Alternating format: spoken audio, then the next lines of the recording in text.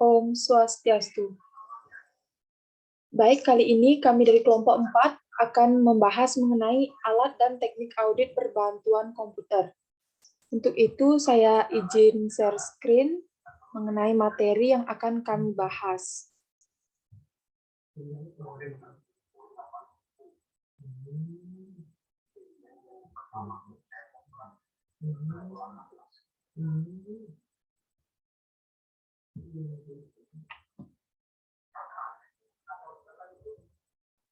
Sebelumnya, izinkan saya memperkenalkan anggota dari kelompok 4 yang perkenalkan, saya Kadek Dwi Paramita dengan NIM 1036 dan rekan saya ada Putu Wahyu Widiantari dengan NIM 1098, Ketut Putri Rania Cahyani dengan NIM 1151 dan Kadek Mas Rizky Widyaswara dengan NIM 1210. Untuk mempersingkat waktu langsung masuk ke materi, yakni kami akan membahas aktivitas pengendalian. Aktivitas pengendalian ini merupakan kebijakan dan prosedur yang digunakan untuk memastikan bahwa tindakannya telah tepat dilakukan untuk menangani berbagai risiko yang telah diidentifikasi oleh perusahaan. Terdapat dua kategori aktivitas pengendalian. Pertama, ada pengendalian komputer, dan yang kedua, ada pengendalian fisik.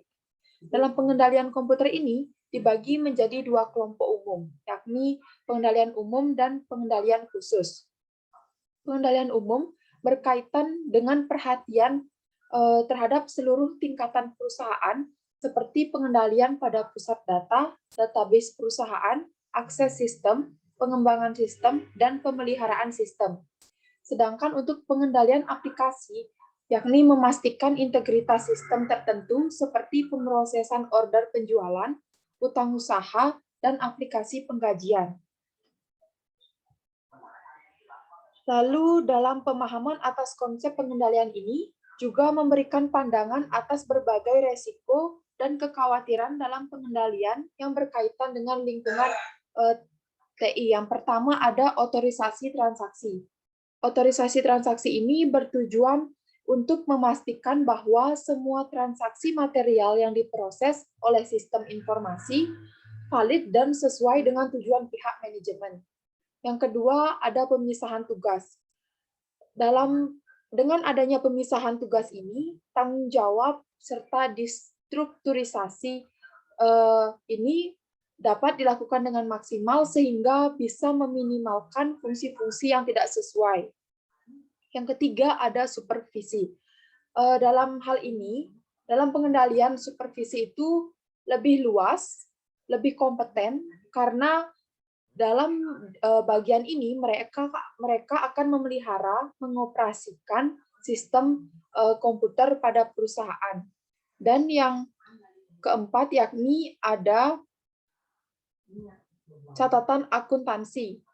Dalam hal ini, catatan akuntansi merekam aspek ekonomi transaksi dan menyediakan jejak audit peristiwa ekonomi, yang dimana jejak audit ini akan memungkinkan auditor untuk menelusuri setiap transaksi laporan keuangan yang ada. Selanjutnya, terdapat pengendalian akses. Dalam hal ini, memastikan bahwa hanya personel yang telah diotorisasi yang dapat mengakses ke aset perusahaan. Akses ke aset tersebut dapat bersifat langsung dan tidak langsung. Dalam mengakses secara langsung itu dapat melalui kunci, lemari besi, pagar besi, untuk mengendalikan aset tersebut secara langsung. Sedangkan secara tidak langsungnya itu dapat dicapai dengan mendapatkan akses ke berbagai catatan dan dokumen yang mengendalikan penggunaan, kepemilikan, dan disposisi aset. Dan yang terakhir yakni verifikasi independen. Dalam hal ini, prosedur verifikasi adalah pemeriksaan independen terhadap sistem akuntansi dan kesalahan penyajian.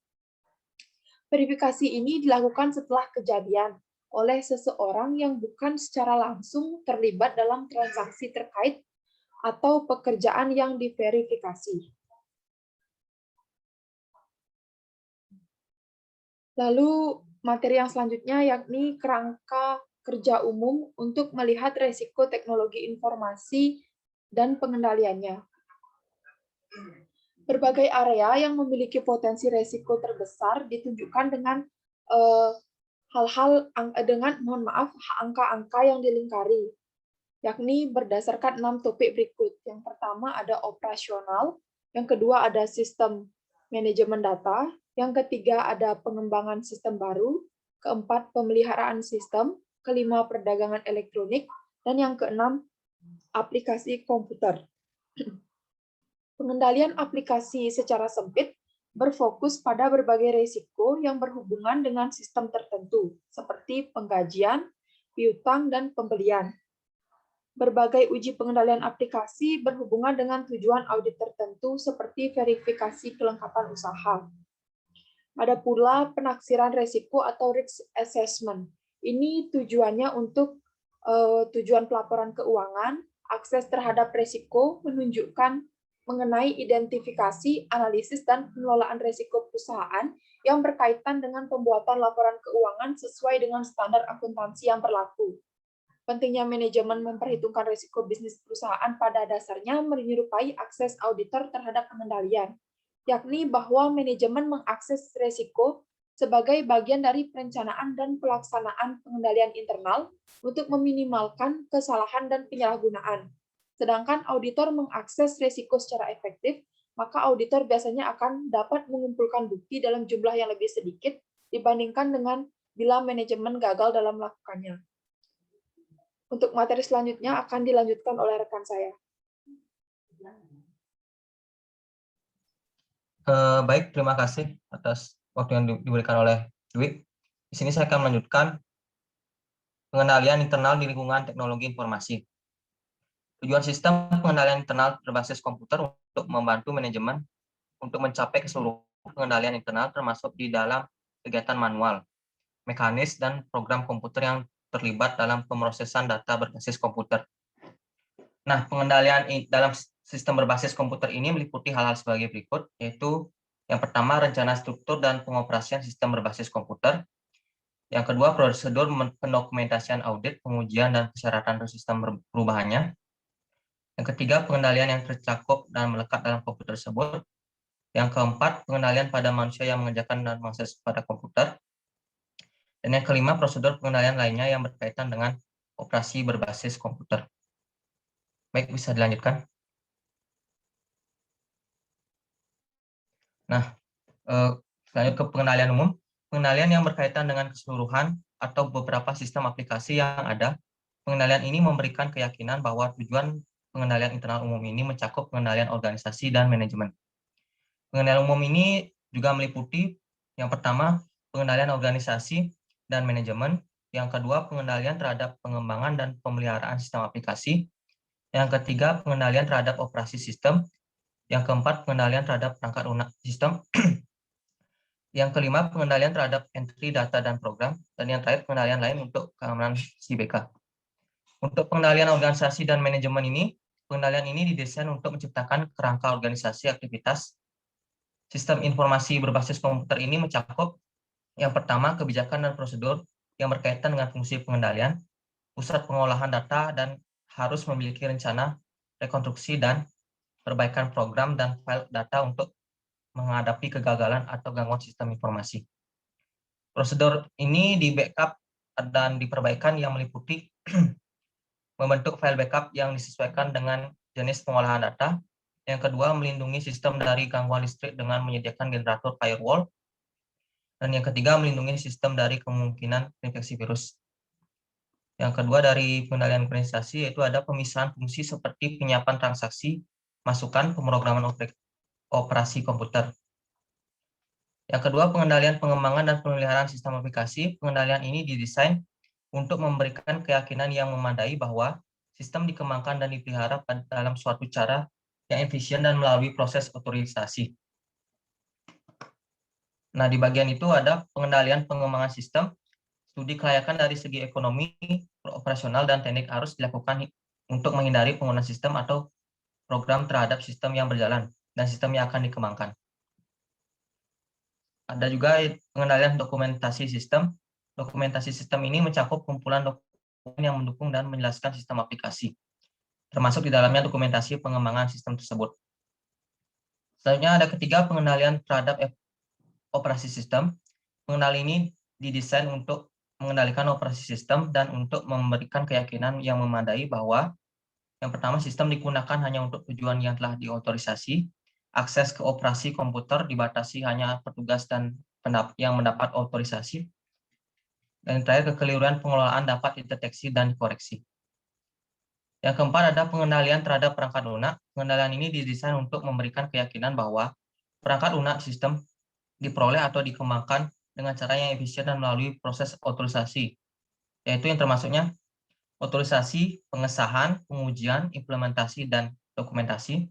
Dan yang kedua, pembatasan akses terhadap perangkat lunak dan dokumentasi sistem hanya bagi petugas yang telah mendapat otorisasi. Yang kelima, pengendalian terhadap entry data dan program. Pengendalian ini didesain untuk memberikan keyakinan bahwa struktur organisasi telah ditetapkan atas transaksi yang dimasukkan ke dalam sistem tersebut. Yang keenam, pengendalian lain untuk keamanan CBK. Pengendalian lain untuk menjaga keamanan CBK adalah yang pertama, pembuatan cadangan data program komputer di lokasi atau di luar perusahaan. Yang kedua, prosedur pemulihan jika terjadi kerugian atau penghancuran data yang disengaja maupun tidak disengaja. Yang ketiga, penyediaan pengolahan di lokasi di luar perusahaan dalam hal terjadi bencana. Baik, bisa dilanjutkan. Nah, selanjutnya aplikasi. Tujuan dari pengendalian aplikasi ini untuk menetapkan prosedur pengendalian khusus atas aplikasi akuntansi dan untuk memberikan keyakinan yang memadai bahwa semua transaksi telah diotorisasi dan dicatat serta diolah seluruhnya dengan cermat dan tepat waktu. Nah, dari pengendalian aplikasi ini meliputi pengendalian input, yaitu pengendalian input adalah pengendalian yang dilakukan untuk menjamin bahwa data yang diterima untuk diproses dalam komputer telah dikonversi dalam sistem, dijumlahkan dan dicatat dengan benar. Yang kedua ada pengendalian proses. Pengendalian ini disebut juga dengan pengendalian proses, processing control. Pengendalian ini dilakukan untuk menjamin bahwa proses atau PDE telah dilaksanakan sesuai dengan yang telah direncanakan. Misalnya transaksi diproses setelah mendapat otorisasi dan tidak ada transaksi yang diotorisasi, dihilangkan maupun ditambah. Dan yang ketiga, pengendalian output. Pengendalian output ini yaitu pengendalian yang dilakukan untuk menjamin bahwa satu, hasil printout komputer ataupun display telah dilakukan dengan teliti dan benar. Yang kedua, menjamin bahwa hasilnya diberikan kepada personel yang berhak. Yang keempat, pengendalian sistem online. Pengendalian sistem online ini ada 3. Pengendalian masukan dalam sistem online. Pengendalian ini didesain untuk memberikan keyakinan yang memadai bahwa transaksi telah dilakukan entry data ke terminal yang semestinya. Setelah itu dilakukan entry dengan cermat. Yang ketiga, data yang di-entry telah diklasifikasikan dengan benar dan nilai transaksi yang sah atau valid. Dan yang terakhir, data yang tidak sah, invalid, tidak dilakukan entry pada saat transaksi. Dan itu ada pengendalian pengolahan pada sistem online. Pengendalian ini mengolah dalam sistem online dan didesain untuk memberikan keyakinan bahwa satu, hasil perhitungan telah diprogram dengan benar. Yang kedua, logika yang digunakan dalam proses pengolahan adalah benar. Yang ketiga, file yang digunakan dalam proses pengolahan benar, dan record yang digunakan dalam proses serta operator yang telah memasukkan data komputer juga benar sebagaimana mestinya. Dan yang terakhir, pengendalian keluaran pada sistem online. Pengendalian ini didesain untuk memberikan keyakinan bahwa yang pertama, keluaran yang diterima perusahaan adalah tepat dan lengkap setelah diklasifikasi. Dan yang kedua, keluaran didistribusikan kepada pegawai yang telah diotorisasi. Baik, sekian dari penjelasan saya. Saya lanjutkan ke teman-teman saya. Perkenalkan, nama saya Ketu Putri Rania Cahyani, NIM 1151. Baik, di sini saya akan menyampaikan mengenai pengendalian sistem keamanan. Jadi sistem keamanan komputer merupakan suatu sistem proteksi fasilitas komputer yang terdiri dari hardware, software, dan data dari kerusakan atau gangguan yang disebabkan oleh alat ataupun manusia. Jadi yang pertama itu kejahatan komputer. Berikut ini merupakan contoh kejahatan komputer yang dapat dikurangi dengan pengendalian administratif, fisik dan teknikal, yaitu pertama pencurian, yang kedua penipuan atau fraud, yang ketiga sabotase, yang keempat blackmail, ada spionase industrial, penyampaian informasi tanpa izin, merusak kredibilitas, dan penghilangan kepemilikan informasi. Jadi, pelaku-pelaku kejahatan komputer itu yang pertama ada hacker, di mana hacker merupakan programmer yang dapat membuat program yang ada dapat digunakan. Jadi pelaku hacker ini fokus pada keinginan untuk memutuskan, mengambil alih, merusak, atau menghilangkan legitimasi pemrosesan komputer. Kemudian yang kedua itu ada cracker, yang merupakan seseorang yang masuk ke dalam sistem tanpa otorisasi secara ilegal. Kemudian yang ketiga ada script kiddie, yang merupakan seorang spesialisasi programmer dengan tujuan untuk melakukan bypass pengendalian keamanan. Jadi saat ini banyak program yang digunakan untuk memecahkan password sehingga user dapat menggunakan sistem secara ilegal. Kemudian yang keempat itu karyawan yang sakit hati, di mana karyawan ini merupakan orang dalam. Jadi karyawan memiliki akses yang lebih dari yang lainnya, sehingga karyawan ini akan mengetahui, memahami konstruksi dan juga memahami kelemahan sistem keamanan. Kemudian karyawan ini akan melakukan tindakan yang mengacaukan sistem atas dasar untuk balas dendam. Kemudian yang kelima ini ada orang ketiga, di mana yang dimaksud dengan orang ketiga itu seperti pengunjung, vendor, konsultan, personal maintenance, dan cleaning service. Jadi individu tersebut berusaha untuk memperoleh hak akses dan keadaan internal organisasi. Kemudian yang keenam itu adalah orang yang tidak sengaja.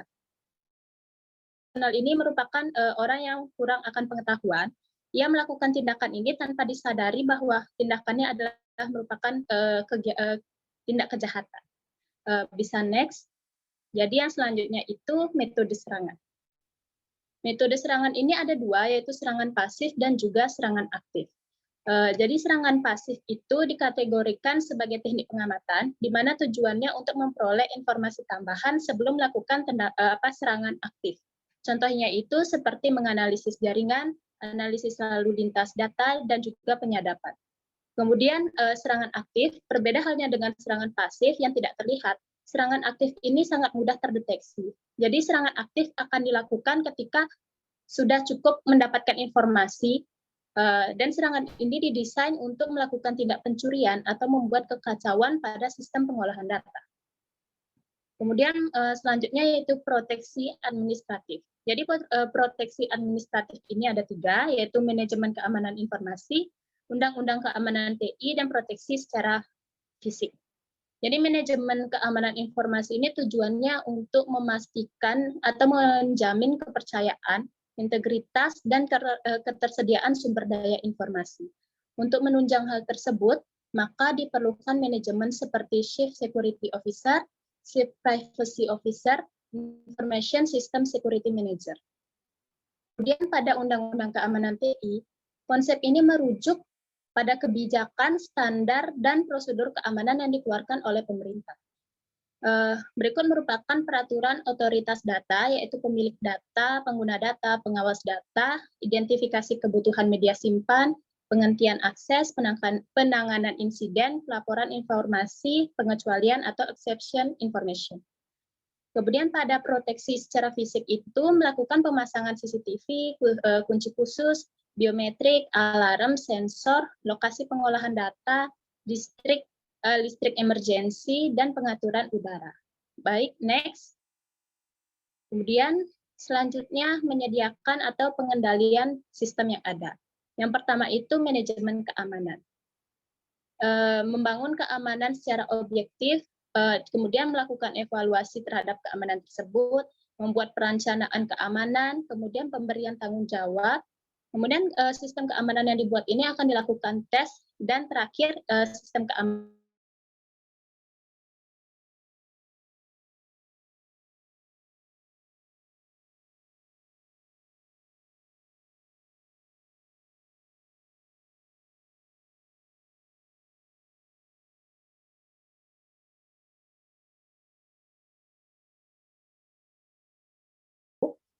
dari lingkungan, teknologi, dan sosial, akan tetapi risiko kerusakan dari gempa bumi dan banjir dapat dikurangi dengan menyediakan area bebas banjir dan gedung anti gempa. Kemudian yang keempat, pengendalian konstruksi. Menyediakan konstruksi bangunan untuk fasilitas komputer yang dapat mengurangi resiko kerusakan dari bahaya lingkungan atau keamanan. Konstruksi tersebut digunakan untuk mengisolasi secara fisik fasilitas komputer. Yang kelima itu pengendalian akses data, di mana pengendalian akses data ke fasilitas komputer diperlukan untuk mencegah akses yang tidak berhak. Kemudian yang keenam itu pengendalian library, digunakan untuk membatasi akses file data, program komputer, dan dokumentasi sistem. Akses library ini sama halnya dengan akses aset perusahaan. Kemudian yang terakhir, pengendalian akses online. Pengendalian akses fisik langsung ke ruang komputer mungkin sudah tersedia, tetapi belum cukup untuk sistem online.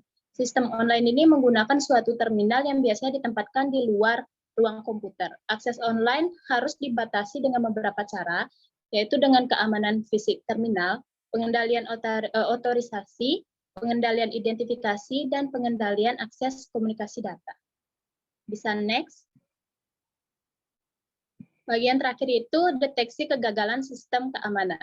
Bisa dilakukan dengan menyediakan peralatan deteksi, alat deteksi kebakaran, otorisasi akses, dan sebagainya.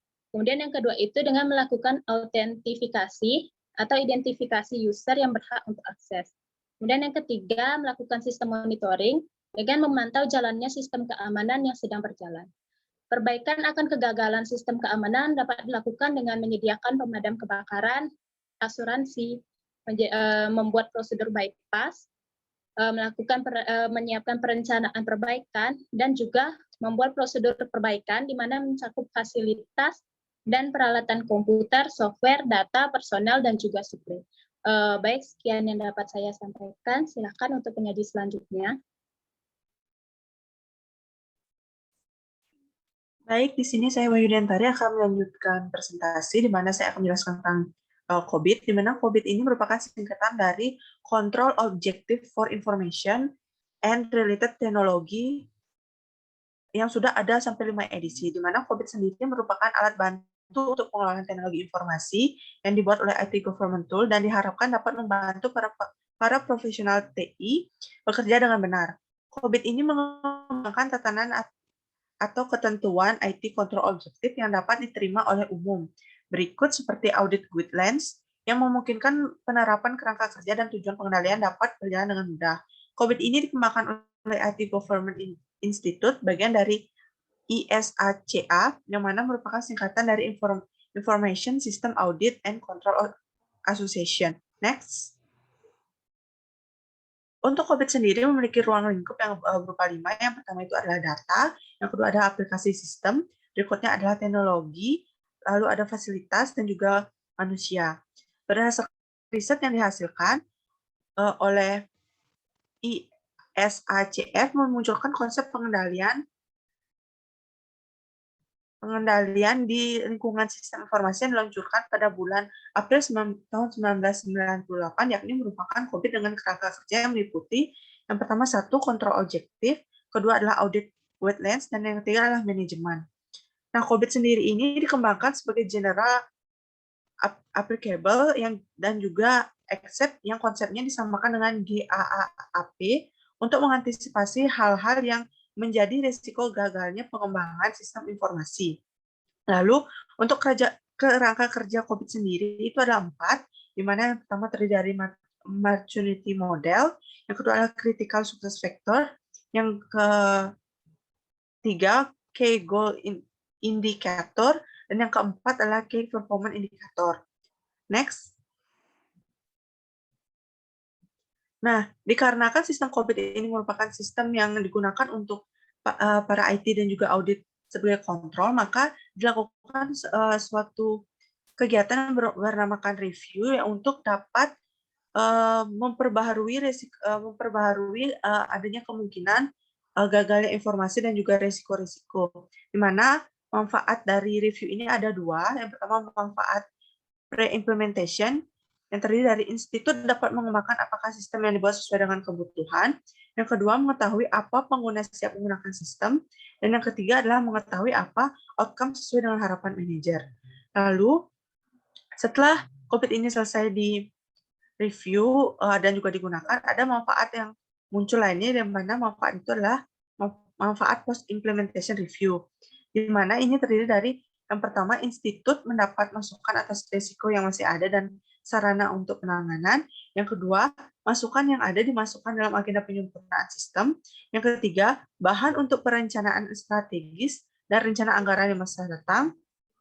Dan yang terakhir adalah memberi reasonable assurance bahwa sistem informasi telah sesuai dengan kebijakan atau prosedur yang telah ditetapkan.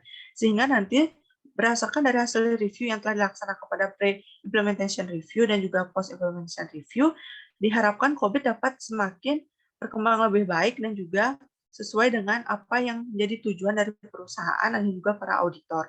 Sekian yang dapat saya sampaikan. Terima kasih.